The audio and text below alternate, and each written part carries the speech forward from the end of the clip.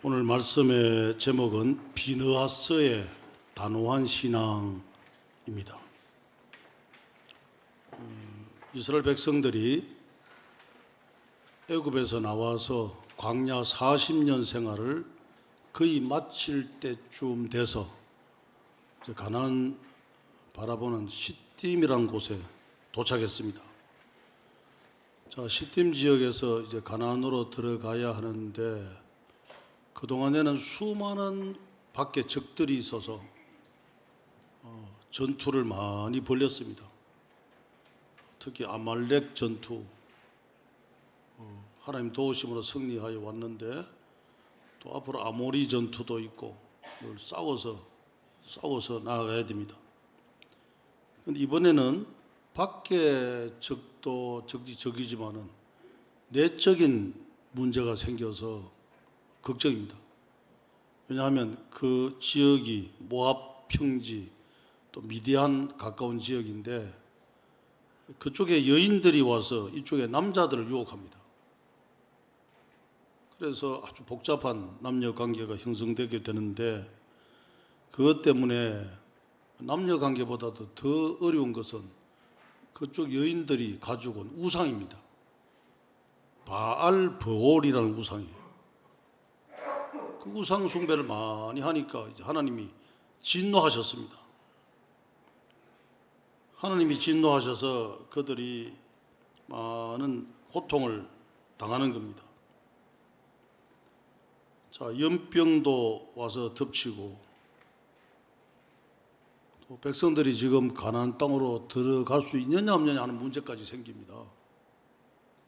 자, 그때에 비느하스라고 하는 신앙이 나타나서 그 모든 문제를 해결하는데 비느하스가 단호한 신앙으로 해결했습니다. 흔히 교회 다니는 사람들이 바알 시인하면 다 알아요. 근데 바알 브올 하면 모릅니다. 바알 브올은 브올산이라고 하는 산이 그 미디안 또 모압 경지에 있습니다. 그래서 바알 브올이라고 하는 그 바알 브올이라는 이름 붙였는데 브올은 브올산, 그 브올산 지역의 사람들이 섬기는 신, 그게 바알 브올이에요. 그러니까 사람들이 자기 신을 갖고 있어서 그 신을 자꾸 주변에 전도해서 세속화 시키려고 해서 그 여인들이 이스라엘 남자들을 유혹해가지고 바알 브올 신을 그 이스라엘 백성들 속에 심게 되었던 겁니다. 자, 이런 가운데서 비느하스가 단호한 신앙으로 물리쳤는데 첫째는 하나님의 질투하심, 그걸 생각하면서 하나님이 우리를 사랑하시는데 질투하기까지 사랑하신다. 그 질투하시는 하나님의 사랑처럼 나도 하나님을 사랑하자. 그게 비느하스의 신앙입니다. 그래서 오늘 민수기 25장 11절 말씀에 제사장 아론의 손자 엘라살의 아들 비느하스가 내 질투하심으로 질투하여 이스라엘 자손 중에서 내 노를 돌이켜서 내 질투심으로 그들을 소멸하지 않게 하였도다 그랬어요. 자, 우리가 신앙에 있어서는 이런 가치가 필요한 거예요. 하나님 사랑하는데 또 직분을 감당하는데 충성하는데 어떻게 해야 되느냐. 그 원칙, 가치, 기준, 그게 중요한 거예요. 그게 없으면 신앙이 흐릿해지는 겁니다. 그런 기준이, 원칙이 없으면 신앙이 왔다 갔다 하는 거예요. 그런데 비느하스는 하나님의 질투하심, 그 신앙 나도 갖자는 거예요. 자, 우리가 질투라는 그것 가지고 있으면 너무 심하면 그 질병이죠. 그러나 적당한 질투는 사랑인 거예요. 심지어 하나님이 애굽 땅에서 나와서 이스라엘 백성들에게 광야에서 하신 말씀이 있어요.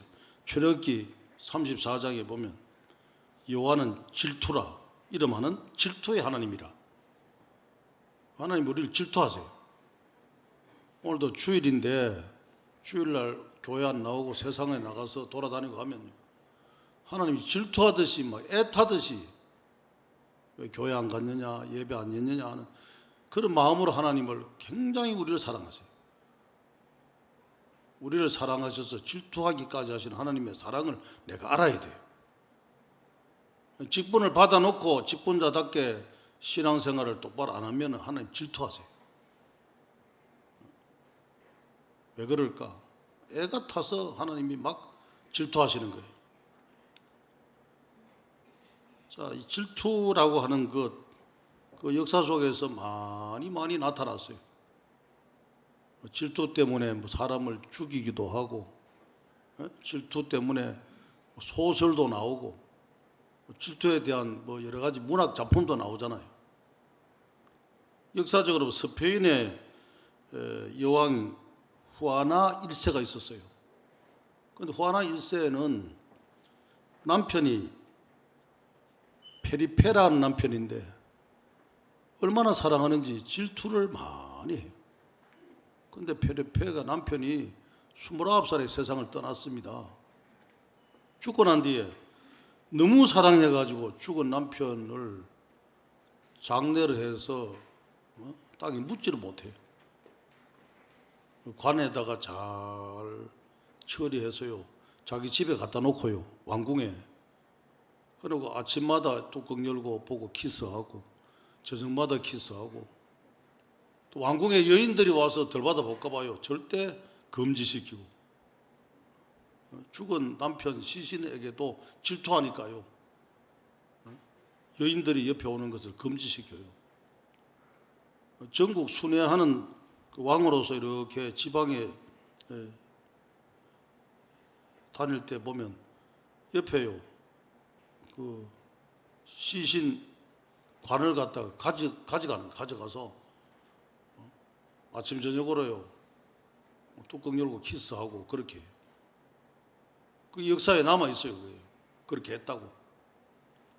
질투라는 것은 사랑인데 그 사랑이 너무 심한 거죠.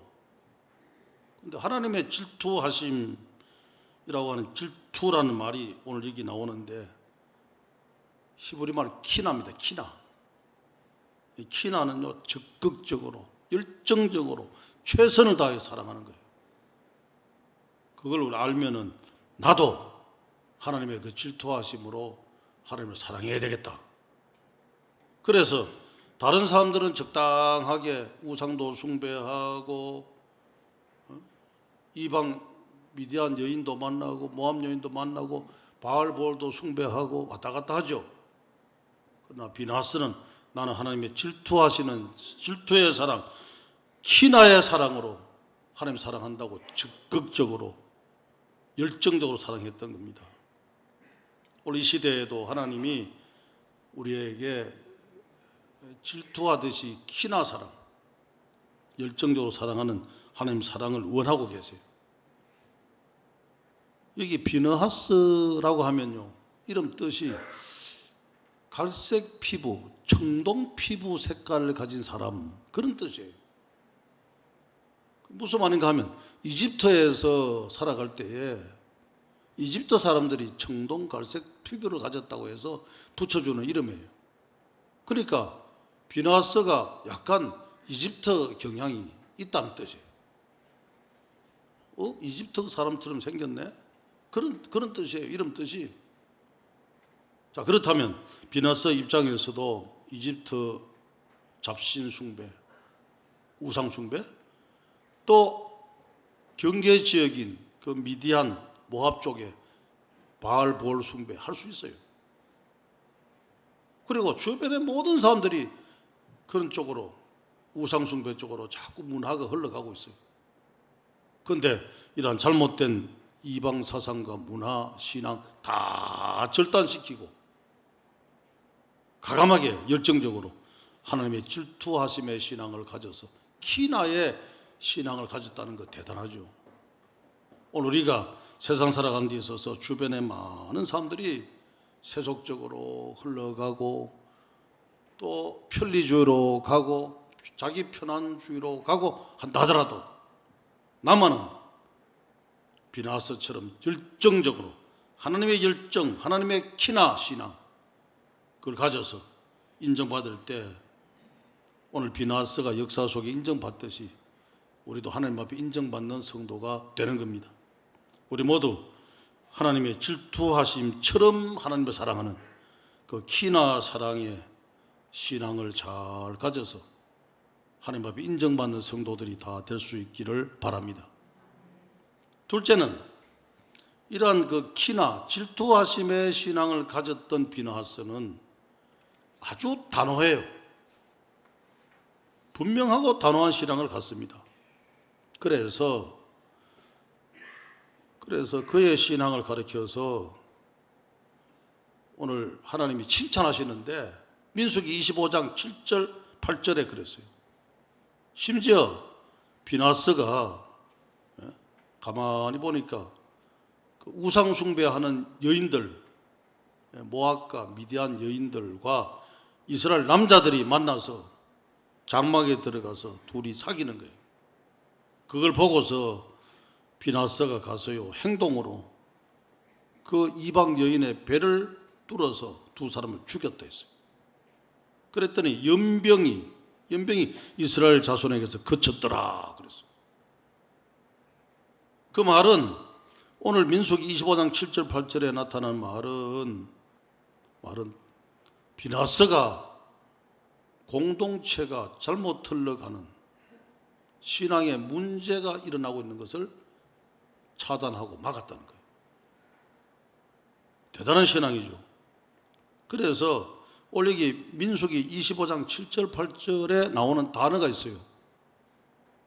히브리 성경에 보면은 여인의 배를 뚫어서 연병을 그치게 했더라 했는데 중단시켰더라라는 뜻인데 피엘이라는 단어가 나와요. 피엘. 문제가 있는 것을 중단시키는 신앙이에요. 단호한 신앙으로. 그게 피엘 신앙이에요. 피엘 신앙. 이 피엘이라는 단어가 굉장히 중요해요. 시편 106편 30절에도 나옵니다. 오늘 우리가 피엘인데 그게 이제 히브리 문법적으로 바뀌어서 팔렐로 써요. 팔렐. 강조형으로 중단시켰다는 말이에요. 다시 말하면 오늘 우리가 신앙적으로 잘못 흘러가는 물결이 있어요. 또 신앙적으로 문제를 일으키는 여러 가지 상황들이 있어요. 그럴 때마다 내가 나타나서 문제를 해결하고 공동체 신앙을 바로잡는 신앙, 그게 바로 피엘, 강조하면 팔렐 신앙이에요. 그 피엘 팔렐 신앙을 비나하스가 가졌다는 거예요. 그게 오늘 민수기 25장 7절 8절이 강조하는 신앙입니다. 팔렐 피엘이라는 말은요, 이것은 단호하다, 문제를 중재시켰다, 그리고 뜨겁게 문제 중재를 위해 기도했다. 바르게 판단해서 바르게 결정했다, 그런 뜻이에요. 오늘 우리가 여러 가지 문제를 많이 안고 있어요. 우리 교단도 10년 동안의 통계를 보니까 58만 명이나 교인이 줄었어요. 큰 문제죠. 자꾸 줄어요. 많은 교회들이 편리주의로 가요. 또 농어촌 교회들이 자꾸 무너져요. 개척교회가 없어져요. 이런 때에 비나하스처럼 이 문제를 어떻게 할까? 많은 사람들이 많은 문화가 잘못돼 가더라도 나만은 이 문제를 해결하기 위해서 투철한 신앙, 단호한 신앙, 확실한 신앙을 보여주자. 그렇게 해서 그 거대한 잘못된 문화를 고치는 신앙이 바로 피엘 팔렐 신앙이에요. 그래서 오늘 히브리 단어 피엘 팔렐을 오늘 민수기 25장 7절에서 강조한 거예요. 오늘 우리가 팔렐 피엘 신앙을 가져서 브냐스처럼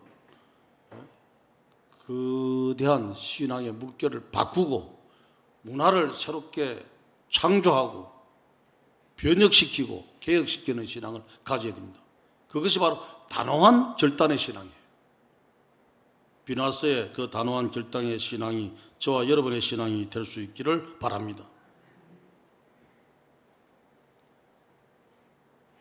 단호한 신앙을 갖는 거 굉장히 어렵습니다. 4세기경에 로마 제국이 기독교를 국교로 인정을 했습니다. 그때에 국교로 인정했음에도 불구하고 콜로세움 광장에서는 여전히 금투사들이 나와가지고 잔혹하게 사람을 죽이는 그런 경기를 하는 거예요. 그 앞에 시리아 출신인데 수도사 텔레마쿠스라는 수도사가 나타났어요. 그러니까 사람들이 저 수도사다, 저 친구 잡아서 죽여야 되겠네 그래요. 그런데 그 금투사들 앞에서 뛰어들어서 수도사 텔레마쿠스가 소리를 지릅니다. 여러분, 지금 정부가 기독교를 국교로 인정했습니다. 잔인한 칼을 가지고 사람을 죽이고 할 수 없습니다. 칼을 멈추십시오. 소리 질렀어요. 그런데 붙잡혀서 그가 사형을 당합니다. 그 모습을 그 당시에 호르니우스 황제가 봤어요. 보고는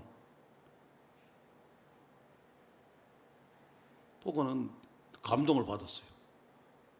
받아서 다시 로마 제국 전체에 영을 내립니다.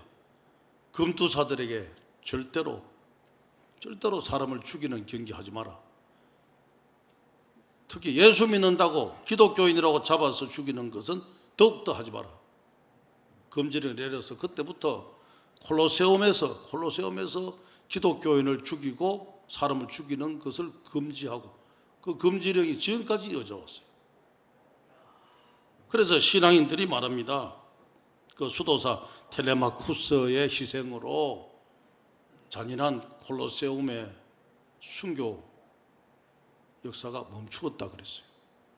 오늘 우리가 한 사람이라도 비나스의 신앙으로 단호하게 적극적으로 정열적으로 신앙을 잘 갖는다면은 그 한 사람을 통하여서 역사가 서서히 변화되고 바뀌어지고 변혁되는 거예요.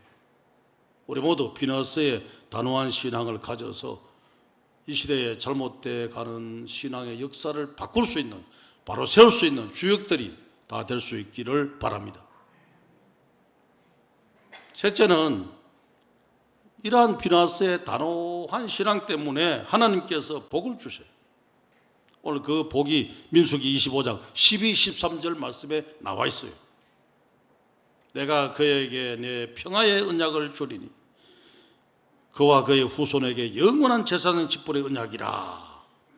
그가 그의 하나님을 위하여 질투하여 이스라엘 자손을 속죄하였음이니라 그랬어요.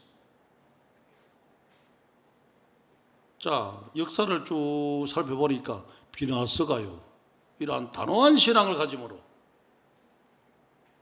후에 가서 보니까 솔로몬 시대 이후에 사독이라는 제사장이 나와요. 대제사장 직분. 비나스가 신앙적으로 바로 세워지니까 이스라엘 민족이 적각구려는 가나안 땅으로 들어가게 되었고, 그 후손에서 사독이라는 대제사장이 나오고 이 말씀대로 평화의 언약, 속죄의 언약이 이어지게 되었어요. 축복의 언약이. 이 보면은 오늘 우리가 신앙생활을 잘하면 단호한 신앙, 열정적 신앙, 뜨거운 신앙을 잘 가지게 되면 나와 후손이 이렇게 복을 받는 거예요. 그 말씀이 오늘 민수기 25장 12, 13절 말씀이에요.